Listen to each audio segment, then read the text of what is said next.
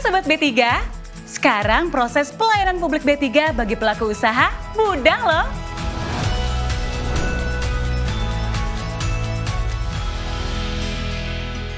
Sebelumnya, kita harus tahu dulu nih, ternyata banyak produk-produk yang mengandung bahan berbahaya dan beracun alias B3 yang ada di sekitar kita dan kita gunakan baik secara langsung maupun tidak langsung dalam kehidupan sehari-hari.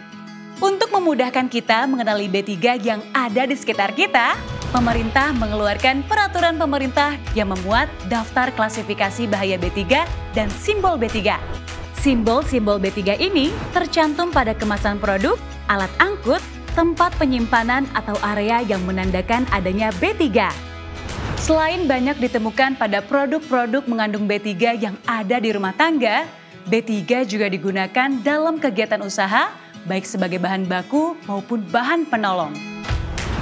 Penggunaan dan peredaran B3 dalam kegiatan usaha dapat dilihat pada peta data sebaran B3 berdasarkan data impor B3.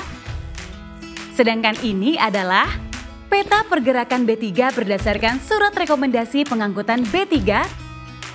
Untuk itu, peran semua pihak terutama dunia usaha dalam pengelolaan B3 sangatlah penting untuk mencegah timbulnya dampak dan bahaya terhadap kesehatan dan lingkungan.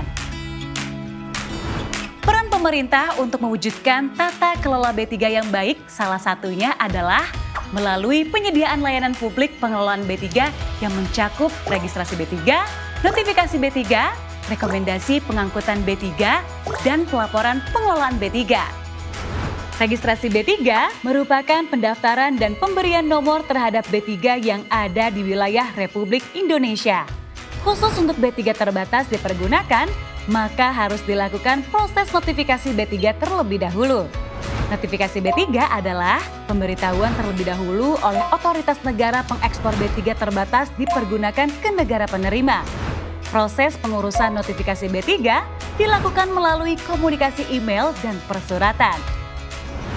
Untuk dapat mengangkut B3 dari satu lokasi ke lokasi lainnya dan melalui jalan umum, alat angkut yang digunakan harus memiliki izin pengangkutan B3 dari Kementerian Perhubungan.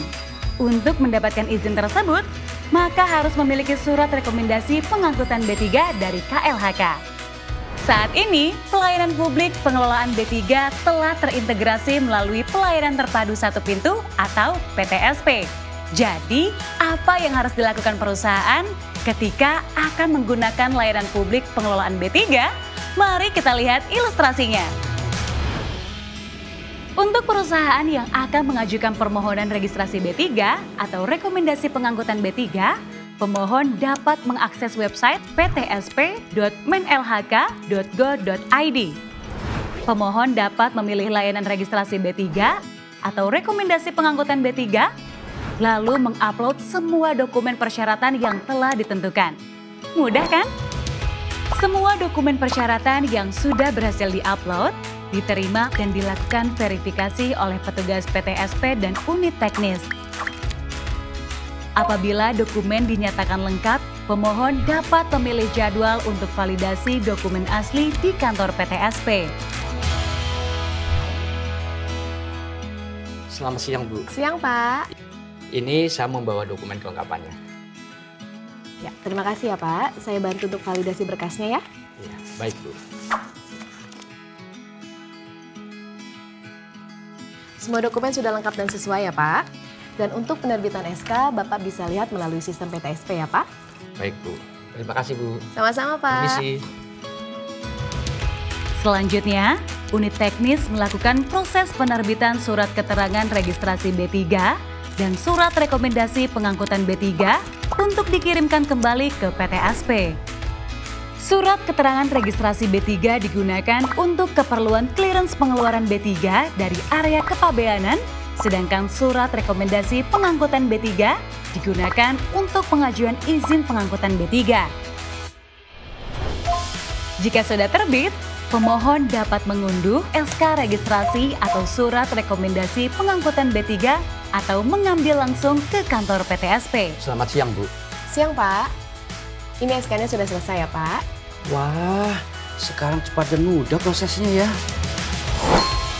Bagi perusahaan yang sudah mendapatkan haknya, yaitu menerima layanan pengelolaan B3, maka mempunyai kewajiban untuk melakukan pelaporan pengelolaan B3, yaitu realisasi impor B3, pengangkutan B3, penggunaan B3, dan produksi B3.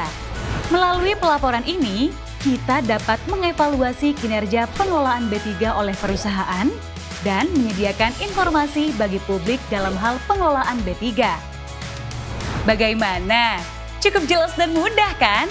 Jadi, mari kita bersama-sama melakukan pengelolaan B3 sehingga lingkungan menjadi lebih baik.